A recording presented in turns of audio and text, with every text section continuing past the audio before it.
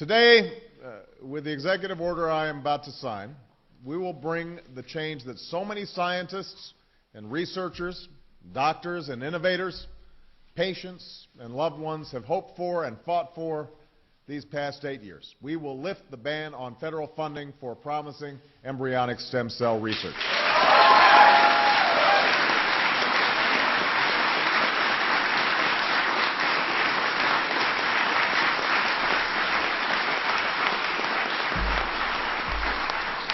We will also vigorously support scientists who pursue this research.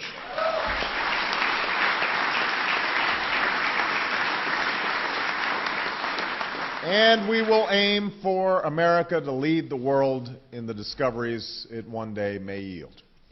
You know, at this moment, the full promise of stem cell research remains unknown, and it should not be overstated. But scientists believe these tiny cells may have the potential to help us understand and possibly cure some of our most devastating diseases and conditions, to regenerate a severed spinal cord and lift someone from a wheelchair, to spur insulin production and spare a child from a lifetime of needles, to treat Parkinson's, cancer, heart disease, and others that affect millions of Americans and the people who love them. But that potential will not reveal itself on its own. Medical miracles do not happen simply by accident. They result from painstaking and costly research, from years of lonely trial and error, much of which never bears fruit, and from a government willing to support that work. From life-saving vaccines to pioneering cancer treatments to the sequencing of the human genome, that is the story of scientific progress in America. When government fails to make these investments, opportunities are missed. Promising avenues go unexplored. Some of our best scientists leave for other countries that will sponsor their work. And those countries may surge ahead of ours in the advances that transform our lives. In recent years, when it comes to stem cell research, rather than furthering discovery, our government has forced what I believe is a false choice between sound science and moral values. In this case, I believe the two are not inconsistent. As a person of faith, I believe we are called to care for each other and work to ease human suffering. I believe we have been given the capacity and will to pursue this research, and the humanity and conscience to do so responsibly.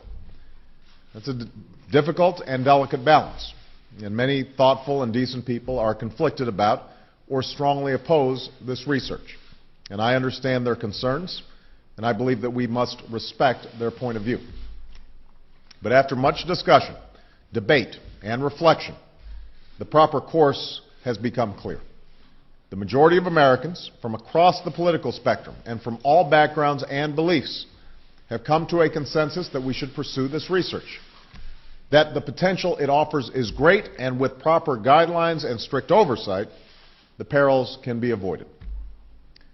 That is a conclusion with which I agree.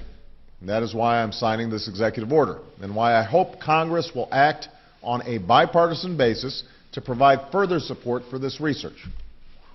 We're joined today by many leaders who have reached across the aisle to champion this cause, and I commend all of them who are here for that work. Ultimately, I cannot guarantee that we will find the treatments and cures we seek. No president can promise that. But I can promise that we will seek them actively, responsibly, and with the urgency required to make up for lost ground. Not just by opening up this new front of research today, but by supporting promising research of all kinds, including groundbreaking work to convert ordinary human cells into ones that resemble embryonic stem cells. I can also promise that we will never undertake this research lightly. We will support it only when it is both scientifically worthy and responsibly conducted. We will develop strict guidelines, which we will rigorously enforce, because we cannot ever tolerate misuse or abuse.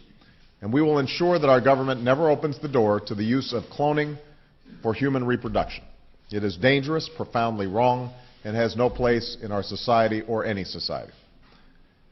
Now, this order is an important step in advancing the cause of science in America, but let's be clear, promoting science isn't just about providing resources, it's also about protecting free and open inquiry. It's about letting scientists like those who are here today, do their jobs, free from manipulation or coercion, and listening to what they tell us, even when it's inconvenient, especially when it's inconvenient.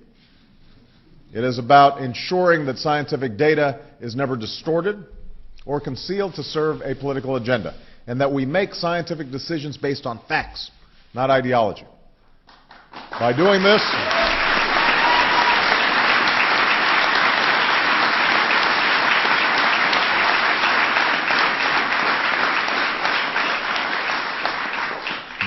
this, we will ensure America's continued global leadership in scientific discoveries and technological breakthroughs.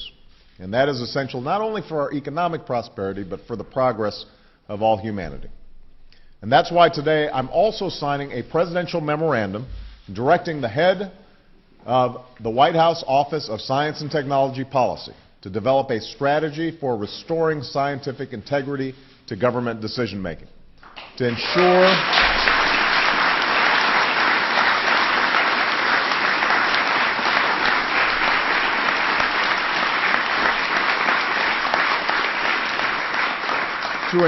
that in this new administration, we base our public policies on the soundest science, that we appoint scientific advisors based on their credentials and experience, not their politics or ideology, and that we are open and honest with the American people about the science behind our decisions. That's how we'll harness the power of science to achieve our goals, to preserve our environment, protect our national security, to create the jobs of the future, and live longer, healthier lives. As we restore our commitment to science and expand funding for promising stem cell research, we owe a debt of gratitude to so many tireless advocates, some of whom were with us today, many of whom were not. Today we honor all those whose names we don't know, who organized and raised awareness and kept on fighting, even when it was too late for them or for the people they love. And we honor those we know, who used their influence to help others and bring attention to this cause. People like Christopher and Dana Reeve, who we wish could be here to see this moment. You know, one of Christopher's friends recalled that he hung a sign on the wall of the exercise room where he did his grueling regimen of physical therapy, and it read, "For everyone who thought I couldn't do it, for everyone who thought I shouldn't do it, for everyone who said it's impossible, see you at the finish line." Christopher once told a reporter who was interviewing him, if you came back here in 10 years, I expect that I'd walk to the door to greet you. Now, Christopher did not get that chance. But if we pursue this research, maybe one day, maybe not in our lifetime or even in our children's lifetime, but maybe one day, others like Christopher Reeves might. There's no finish line in the work of science. The race is always with us. The urgent work of giving substance to hope and answering those many bedside prayers, of seeking a day when words like terminal and incurable are potentially retired from our vocabulary. Today, using every resource at our disposal, with renewed determination to lead the world in the discoveries of this new century, we rededicate ourselves to this work. So before I sign, I want to just note the people who are on the stage with me, in addition to our outstanding Secretary of Energy, Secretary Chu. We also have Dr. Patricia Bath. We have Dr. H. Robert Horvitz. We have Dr. Janet Rowley, Dr. Harold Varmus, who's going to be the co-chair of my President's Council on Science. We've got Dr. Michael Bishop, and we also have Dr. Peter Agree. So these are an example of the outstanding scientists who we hope will guide us through this process in the years to come. And with them standing beside me, I'd also like to invite some of my colleagues from Congress who've done just such extraordinary work to share in the limelight, because you guys are still going to have some work to do, and but it's because of the leadership of so many of you across partisan lines that we've been able to accomplish so much already. So thank you very much, everybody. Let's go sign this stuff.